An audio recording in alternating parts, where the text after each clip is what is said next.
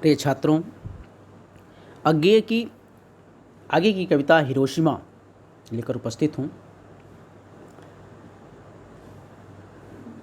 Hiroshima Japan का वह स्थान है जहाँ द्वितीय विश्व युद्ध के समय अमेरिका ने परमाणु बम गिरा दिया था। जब जापान ने अमेरिका के पोत और उसके सैनिक अड्डे पर्ल हार्बर को ध्वस्त कर दिया तो अमेरिका बौखला गया और उसने बदला लेने की ठानी। उस समय दुनिया में किसी के पास परमाणु बम नहीं था और अमेरिका वह पहला देश है जिसके पास परमाणु बम था। तो उसका बदला लेने के लिए अमेरिका ने जापान के उस हिरोशिमा नामक नगर पर परमाणु बम गिराया। उसकी विभीषिका ऐसी थी जो आज तक मनुष्य को मर्माहत करती है, पीड़ित करती है। आज भी वहाँ लूले लंगड़े पैदा होते हैं, रोगी पैदा होते हैं। वहाँ विकिरण का ऐसा जाल उत्पन्न हो गया, वहाँ का वातावरण ऐसा विकृत हो गया, उसमें विकिरण आज भी व्याप्त है, जिसकी वजह से वहाँ सामान्य जीवन सही से अपना विकास नहीं कर पाता। काफ़ी दिनों बाद जापान की यात्रा पर अज्ञेय वहाँ गए और उन्होंने हिरोशिमा नगर की त्रासदी को देखा। उनका कवि हृदय मर्माहत हुआ और वो दुखी होकर हिरोशिमा पर एक कविता लिखे हैं जो आपके यहाँ उपस्थित है। यह प्रस्तुत है। एक दिन सहसा सूरज निकला, अरे क्षितिज पर नहीं नगर के चौक, धूप वर्षी पर अंतरिक्ष से नहीं फटी मिट्टी से। एक दिन सहसा सूरज निकला, अरे क्षितिज पर नहीं नगर के चौक, जब बम गिरा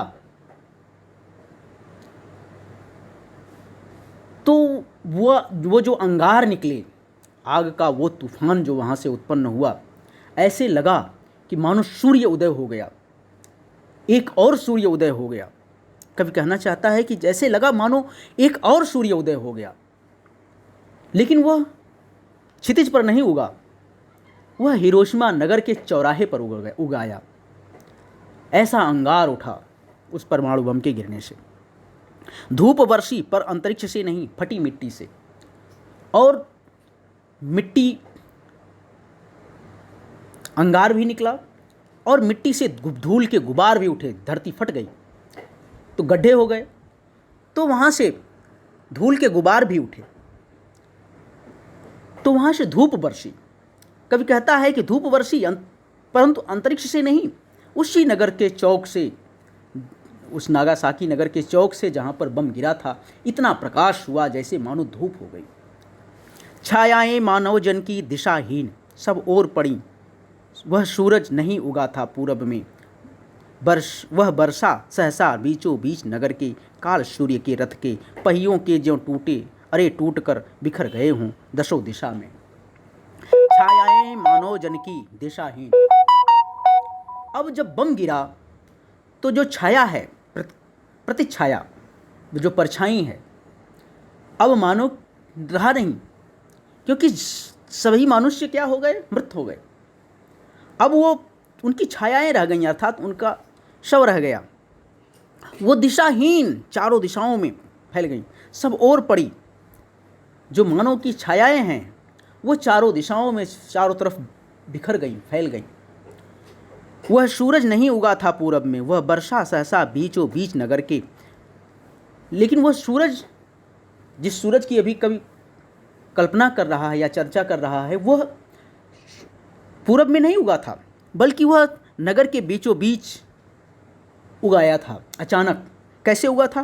काल सूर्य के रथ के पहियों के ज्यों अरे टूट कर बिखर गए हों दशों दिशा में।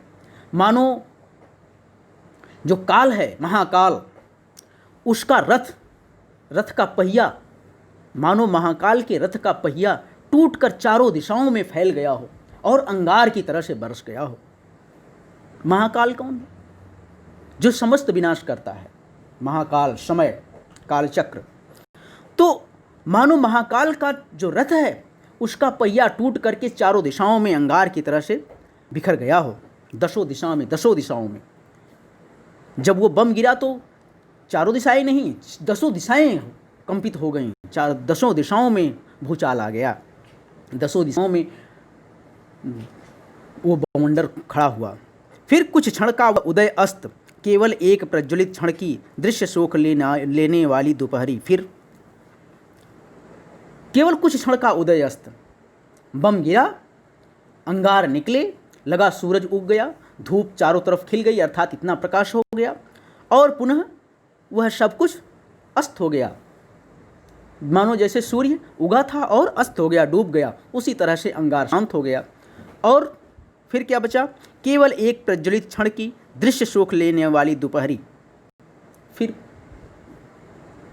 प्रज्वलित क्षण, वह क्षण, समय का वह क्षण जिस क्षण में वह बम गिरा था, वह क्षण मानो जल उठा था, और उस दृश्य को अपनी आंखों में समेट लेने वाली वह दोपहरी, और उस दोपहरी के अतिरिक्त और कुछ नहीं बचा।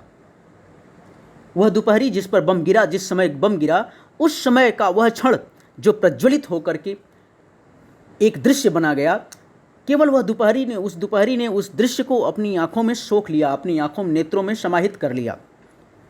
फिर छायाएं मानव जन की नहीं मिटी लंबी होकर, मानव ही सब भाप हो गए। वहाँ होता क्या है? सूर्य उदित होता है और धीरे धीरे अस्ताचल की ओर जाता है। जब सूर्य अस्ताचल की ओर जाता है तो मनुष्य की छाया, उसकी प्रतिछाया, उसकी परछाई लंबी हो जाती है। जब दोपहर रहता है तो सूर्य की छाया, मनुष्य की छाया कहाँ रहती है? उसके पैरों तले रहती है। जैसे जैसे सूर्य ढलने लगता है उसकी छाया धीरे धीरे पीछे की तरफ बढ़ने लगती है, और जब सूर्य अस्ताचल की ओर जाता है तो वैसे वैसे मनुष्य की परछाई लंबी होती चली जाती है, और जब सूर्य अस्त हो जाता है तो मनुष्य की परछाई भी समाप्त हो जाती है।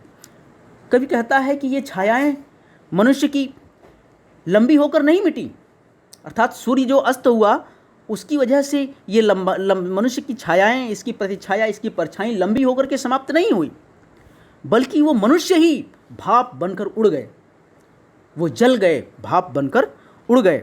छायाएं तो अभी लिखी हैं झुलसे हुए पत्थरों पर, उजड़ी सड़कों की गज पर। तो वो जो मनुष्य थे वो जल करके, भाप बन करके उड़ गए, लेकिन उनकी परछाई आज भी वहाँ है। परछाई, अब परछाई तो है नहीं, लेकिन उनकी स्मृतियाँ, उनके शव, उनकी स्मृतियाँ आज भी उस झुलसे हुए पत्थरों पर, जो बम गिरने के बाद जो वहाँ की चट्टानें हैं, वहाँ की मिट्टी है, वहाँ की और वस्तु ये जो शेष रह गई हैं, उन पर उसके जो निशान हैं, उसकी जो प्रतिकृतियाँ हैं, वह आज भी उस छायाओं का इतिहास कह रही हैं, उसकी गाथा गा रही हैं कि यहाँ ऐसी घटना घट गई थी। ये बम गिरने के निशान हैं, ये बम गिरने के बाद के चित्र हैं। वो उन पत्थरों पर या उन वस्तुओं पर या उन चीज़ों पर जो वहाँ बचे हुए हैं, शेष रह गए हैं, उन पर, उन झुलसे हुए पत्थरों पर, जो पत्थर जो झुलस गए थे, उन पर वो छायाएं आज भी हैं, वो परछाइयाँ आज भी, अर्थात उनके स्मृति चिन्ह आज भी वहाँ हैं। और उन सड़कों की गज पर, वो सड़क, जिन सड़क पर वो बम गिरा था, उसकी गज पर, उसके गड्ढों में, उसकी गहराइयों में आज भी उस बम की छाया, उन मनुष्यों की स्मृतियाँ विद्यमान हैं। मानव को भाप बनाकर सोख गया, मानव का रचा हुआ सूरज मानव को भाप बनाकर सोख गया। पत्थर पर लिखी हुई यह जली हुई छाया मानव की साखी है। कवि कहता है कि ये मानव का रचा हुआ सूरज है। वो जो नगर के चौक में उग आया है, यह मानव का रचा हुआ सूरज है। इसे मानव ने बनाया था, और यह मानव को ही भाप बनाकर सोख गया, उसको जला करके उसको नष्ट कर दिया, उसको धूल बनाकर, भाप बना करके, धुआं बना करके उड़ा दिया। जब पत्थर पर पत्थर पर लिखी हुई यह जली हुई छाया मानव की साखी है। ये जो पत्थर पर झुलसे हुए का निशान है, ये उस गाथा की कथा है, उसकी निशानी है। ये जो मानव के किए हुए कृत्य की साक्षी है, उसकी गवाह है कि मनुष्य ने क्या किया है। ये जो झुलसे हुए पत्थर है जिस पर ये झुलसने का निशान बना हुआ है, ये उस बात का गवाह है, उस बात का साक्षी है कि मनुष्य ने क्या किया है, मनुष्य का कर्म क्या है, मनुष्य ने कैसे कैसे अग्नेयास्त्र या कैसे कैसे सूर्य बनाए हैं, कैसे कैसे परमाणु बम बनाए हैं। उस परमाणु बम का परिणाम क्या है, उस कथा को, उस गाथा को, उस कहानी को यह झुलसे हुए पत्थर कह रहे हैं कि मनुष्य ने क्या किया है, मनुष्य का कर्म क्या है, मनुष्य ने क्या किया है, मनुष्य ने कैसे कैसे अस्त्र बनाए हैं, कैसे कैसे परमाणु बम बनाए हैं और उसका परिणाम क्या है। इस पूरी कथा को, पूरी गाथा को, पूरे इतिहास को यह झुलसे हुए पत्थर कह रहे हैं। यह उसके साक्षी हैं, यह उसके गवाह हैं। इन्होंने वहाँ रह करके यह पूरी घटना देखी है, इसलिए ये उसके साक्षी हैं, इसलिए ये उसके गवाह हैं। ठीक है।